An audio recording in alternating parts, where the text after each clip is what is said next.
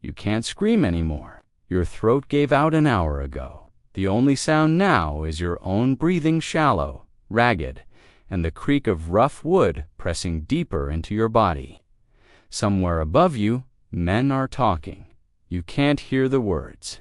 You only feel the weight they've just tied to your ankle's cold iron, pulling you down harder onto the wedge. Before we go deeper, I'd love to know where in the world are you watching this from? It amazes me that stories varied for centuries now reach every corner of the planet. Drop a comment and let me know. A woman named Anna Schwartz sits naked and trembling in a vaulted stone chamber beneath Bamberg Castle. Torches burn along the walls. She knows what's coming. She's watched 3 women die this way in the past, month dragged down here, screaming, hoisted onto that wooden structure in the center of the room, and lowered onto its sharp spine. None of them lasted more than a day. The executioner doesn't speak. He ties her wrists behind her back with coarse rope, checks the knots twice, and signals to 2 guards. They lift her by the arms and position her above a device that looks almost mundane at first glance, like a large sawhorse a carpenter might use.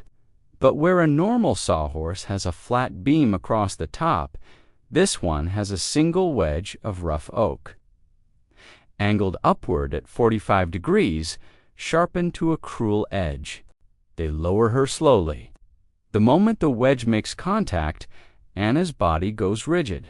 Then her own weight does the rest. This device was called the Spanish donkey. And everything you think you know about why it existed, about religious persecution, about stopping heresy, about the medieval obsession with sinis, only half the truth, because when modern historians began cross-referencing execution records with property documents from this period, they found something that changed the entire story. A pattern so deliberate, so consistent, that it reveals a machinery of cruelty far colder than fanaticism. The torture was real. The agony was unimaginable. But the motivation wasn't faith. It was profit. And the women who ended up on this device weren't random victims of superstition. They were selected systematically, legally, by men who knew exactly what they were doing. To understand how this worked, you have to go back 50 years before Anna Schwartz ever entered that chamber. By the late 1500s, the Spanish Inquisition had been running for over a century. It started in 1478 as a tool to enforce Catholic orthodoxy targeting Jewish and Muslim converts suspected of secretly practicing their old faiths. But the Inquisition did something else too. It created a legal structure that allowed church and civil authorities to confiscate the property of anyone convicted of heresy. At first, this was a side effect, a way to fund the trials. But by the early 1600s, it had become the point because across Europe, inheritance laws were changing. Women, especially widows without sons, were starting to own land, run businesses, control assets that had once passed automatically to male relatives. And in places like Bamberg, Wurzburg, and Cologne, certain church officials and magistrates realized something. If you could accuse a woman of witchcraft and convict her, everything she owned became yours. All you needed was a legal process that looked legitimate, a confession, and a device that could extract one. The Spanish donkey gave them exactly that. It wasn't some crude medieval contraption thrown together in ignorance. The design shows a precision that's almost surgical. The wooden wedge at the top was carved at that specific 45-degree angle for a reason. Court physicians, yes, doctors, had observed that a sharper angle would penetrate too quickly, rupturing major blood vessels and causing death within minutes. Too wide, and it wouldn't penetrate deep enough to break the will. 45 degrees allowed the wedge to press through soft tissue and muscle while deflecting around the pelvic bone, maximizing pain while prolonging survival. The wood was left rough on purpose, not sanded, not polished. As the victim's weight increased the pressure, splinters would break off inside the body some several inches long. These splinters caused excruciating pain, but they also helped seal small blood vessels as they penetrated, preventing rapid blood loss. This meant victims could last for hours, sometimes days. Can you imagine the mind that designed this?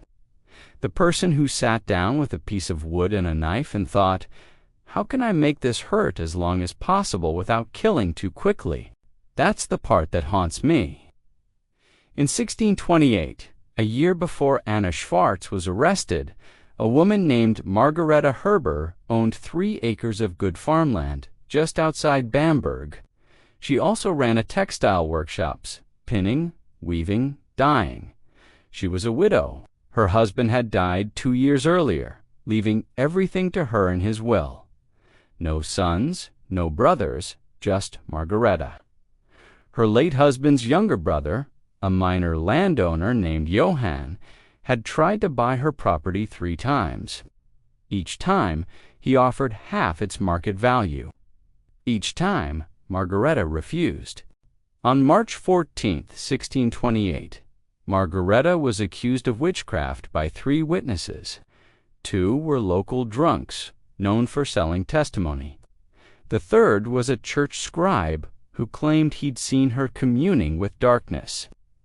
Near the town, well, though under questioning, he admitted he'd never actually spoken to her. The trial lasted 6 hours. She was sentenced to the Spanish donkey that same afternoon. But here's the detail that exposes everything. In Bamberg's municipal archives, there's a property seizure document dated March 14th, the same day as her arrest, before her trial even began. Her land was transferred to church custody pending resolution of the heresy charges. Her workshop inventory was auctioned off within the week. The proceeds went to cover administrative costs. Margareta lasted for hours on the device, long enough to confess to every accusation they wanted that she'd made a pact with the devil, that she'd cursed a neighbor's cow, that she'd caused a baker's son to fall ill. None of it was true. But after 4 hours, she would have confessed to anything. She was burned at the stake the next morning. Her property seizure became permanent. And 2 weeks later, Johann, her late husband's brother, purchased the land from the church at the exact half-value price he'd originally offered. The church kept the other half as payment for their services. One transaction, perfectly legal. In 1998, a German historian named Friedrich Merzbacher analyzed 847 execution records from Bamberg and Würzburg between 1627 and 1632, just 5 years. He cross-referenced every victim's name with surviving tax documents, inheritance claims, and property records. What he found was statistical proof of systematic targeting. 87% of women executed on the Spanish donkey-owned property. Not women accused of stealing property, not women charged with property crimes, women who owned land, businesses, or significant assets. Widows, mostly, women without male relatives to protect them. The pattern was too consistent to be coincidence. This wasn't religious hysteria. It was organized theft dressed up in the language of faith. And the device itself, the Spanish donkey, was the engine that made it all work. Victims were stripped naked before the execution, hands bound behind their backs. They were hoisted by rope above the wedge, then lowered slowly until it made contact. Once their full weight settled onto the wood, there was no relief. Any attempt to shift position, to lift yourself even slightly, only drove the wedge deeper. The human body, trying to escape pain, became its own torturer. To speed up the process or prolong it, depending on what the attending officials wanted, executioners would attach iron weights to the victim's ankles. 10 pounds, The average documented survival time was 4 to 6 hours, but some women lasted much longer. And this is where the story becomes even darker, because there's evidence that physicians-trained doctors who'd taken oaths to preserve life were sometimes consulted on how to keep victims alive longer without allowing them to die. One of the most disturbing documents from this period comes from a 17th-century German physician who attended executions in Bamberg and kept medical notes. He recorded at what point different tissue layers failed under increasing weight. He noted pulse rates, breathing patterns, the progression of shock. This wasn't post-mortem examination, this was live documentation. Suffering treated as data. Why would a doctor do this? Money, partly. The Inquisition paid well. Doctors who cooperated gained favor with church authorities' recommendations, appointments, access to wealthy patients. But there was something else too. This was an era when human dissection was illegal in most of Europe. Medical knowledge was limited, and some physicians saw torture as an opportunity to study human anatomy in ways they couldn't otherwise access. It's a deeply uncomfortable intersection of science and cruelty. What happens when intellectual curiosity exists without ethical boundaries, and certain people are deemed less than human? The most shocking evidence of how the Spanish donkey was actually used comes from a document known as the Schmidt Diary. Hans Schmidt was an executioner in Bamberg for 18 years, from 1671 to 1689. He personally operated the device for over 300 executions. In 1689, at age 56, Schmidt walked into a monastery outside the city, demanded sanctuary, and handed the abbot a leather-bound diary containing detailed entries about every execution he'd performed. Each entry included the victim's name, the date, the survival time. And this is the part that shocked historians when the diary was finally published: the names of church officials who attended. The Schmidt Diary is now preserved in Munich's Bavarian State Library. And what it reveals is this: church officials who attended executions would sometimes place bets on how long victims would survive. Schmidt documented 183 separate instances of this gambling between 1671 and 1688. Bishops, magistrates, abbots, they would estimate survival times before the torture began, and whoever came closest would collect the pot. The amounts wagered were substantial. Schmidt notes that over those 17 years, the total came to over 12,000 guilders of fortune.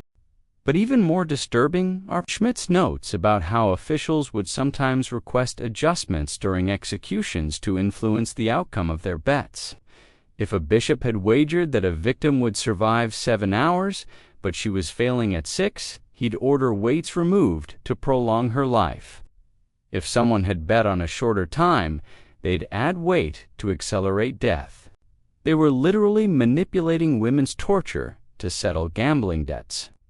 When Schmidt's diary was eventually published in 1690, it caused riots across Bavaria. Churches were vandalized. Several bishops fled to France. The Holy Roman Emperor ordered an investigation. In 1692, Pope Innocent XII issued a papal bull officially banning the Spanish donkey, not primarily because of humanitarian concerns, but because the gambling scandal was destroying the Church's credibility across Europe. Here's the truth that gets buried: the ban wasn't enforced. Local jurisdictions continued using the device in secret for decades, even longer.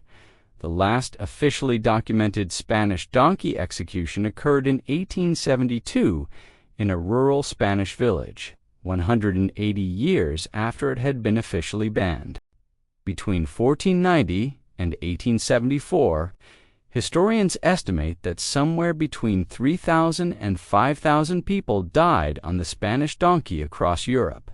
Though we'll never know the real number, because after the 1692 ban, churches systematically destroyed execution records. The documents that survived only exist because people like Schmidt risked everything to preserve them. One woman who helped preserve this history was Katharina Hennot, the wealthiest woman in Cologne. In 1627, she was accused of witchcraft, almost certainly because of her property holdings. She was sentenced to the Spanish donkey. She survived 6 hours without confessing. Why did she live when so many others died? Because her adult son was a prominent lawyer who threatened to sue the church in civil court, which would have required opening all financial records to public scrutiny. The church backed down. Katharina's property was returned, and she spent the next 3 years documenting every Spanish donkey execution in Cologne, creating a ledger that matched victim names with property seizures. That ledger still exists in the Cologne City Archives. It's one of the most important pieces of evidence we have about the systematic nature of this persecution. Today, the few remaining Spanish donkey devices are kept in museum storage, not on public display.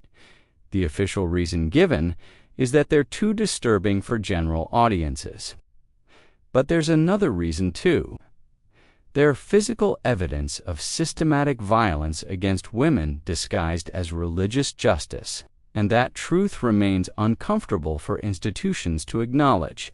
The legacy of the Spanish donkey didn't die in the 1870s, though, when the United Nations drafted the Universal Declaration of Human Rights in 1948. Article 5 states, "No one shall be subjected to torture or to cruel, inhuman, or degrading treatment or punishment." That single sentence exists in part because of devices like the Spanish donkey and the historical record of what happened when torture was legally sanctioned, the American Constitution's 8th Amendment, which prohibits cruel and unusual punishment. Was written by founders who had studied Inquisition torture methods and vowed never to allow them in the new nation. Modern international law, the Geneva Conventions, the entire framework of human rights protections we have today, all of it was built on a foundation of learning from historical horrors like this.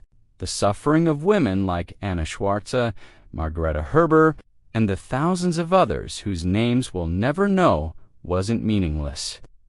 It exposed the truth about what happens when institutions weaponize pain for profit and power, when property becomes more valuable than human life, when certain groups of people are deemed expendable. If you had lived in 1628 Bavaria and you knew this was happening, that women were being tortured and executed so that powerful men could steal their property, would you have spoken out? Knowing that speaking out might make you the next target. It's easy to say yes from the safety of the 21st century. But history shows us that most people stayed silent, either because they were afraid or because they'd convinced themselves that the victims must have done something to deserve it. The women on the Spanish donkey weren't guilty of witchcraft or heresy. They were guilty of being vulnerable in a system designed to exploit vulnerability. Understanding this history isn't about feeling guilty for what our ancestors did. It's about recognizing patterns, seeing how oppression actually works, understanding how power justifies cruelty, and learning to identify when systems claim to pursue justice while actually pursuing profit. Because while we don't have Spanish donkeys anymore, we still have institutions that exploit the vulnerable, systems that prioritize property over people, structures that benefit from others' suffering. The tools change, the specifics evolve, but the underlying mechanisms of oppression require constant vigilance to resist. The women who died on the Spanish donkey can't tell their stories anymore, but their suffering left evidence in court records, in property documents, in diaries kept by executioners who eventually couldn't live with what they'd done. That evidence survived because some people refused to let the horror be forgotten, refused to let powerful institutions erase their crimes. Back in that chamber beneath Bamberg Castle in 1629, Anna Schwartz lasted 5 hours. In the final minutes, when her breath came in shallow gasps and the executioner leaned close to hear her confession, she whispered 3 words. The record doesn't tell us what they were, but in the margin of the trial document, someone, maybe the scribe, maybe the executioner himself, wrote a single sentence that was later crossed out but remains faintly legible under infrared examination. She owned land near the river. That's all she was. In the end, that's all any of them were. Not witches, not heretics. Just women who owned something that someone else wanted. And a legal system that could take it as long as they made her scream first.